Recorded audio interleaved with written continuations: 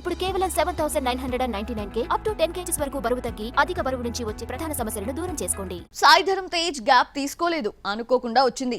చూస్తూ ఉండగానే ఏడాది పాటు కెమెరా ముందుకు రాలేదు.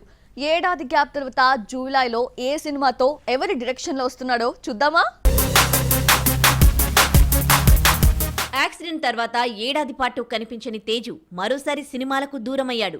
విరూపాక్ష హిట్తో కోరుకుని అనుకోకుండా పవన్తో కలిసి బ్రో మూవీ చేశాడు. పవనే కావాలని తేజును తీసుకుని లిఫ్ట్ ఇవ్వాలనుకున్నాడు. అయితే సినిమా అంచనాలు అందుకోలేకపోయింది. బ్రో తర్వాత తేజు సంపత్ నంది దర్శకత్వంలో గాంజా శంకర్లో నటించాల్సి ఉంది. ఊరమాస్ క్యారెక్టర్తో వస్తాడనుకుంటే బడ్జెట్ అంచనాను దాటిపోవడంతో ఈ ప్రాజెక్ట్ను పక్కన పెట్టేశారు. దీంతో తేజు అనుకోకుండా గ్యాప్లో పడిపోయాడు. వాట్ నెక్స్ట్ అంటే ఓ పీరియాడిక్ మూవీతో కంబ్యాక్ ఇస్తున్నాడు. హనుమాన్ వంటి బ్లాక్ బస్టర్ తీసిన నిరంజన్ రెడ్డి తేజుతో 1940 నాటి బ్యాక్ డ్రాప్తో సినిమా ప్లాన్ చేశారు. రాజేష్ను దర్శకుడిగా పరిచయం చేస్తూ జూలైలో షూటింగ్ స్టార్ట్ చేస్తారని తెలిసిందే. పీరియాడిక్ మూవీ అంటే మినిమం 6 నెలలు షూటింగ్ పడుతుంది. ఈ లెక్కన తేజు కనిపించేది 2025లోనే.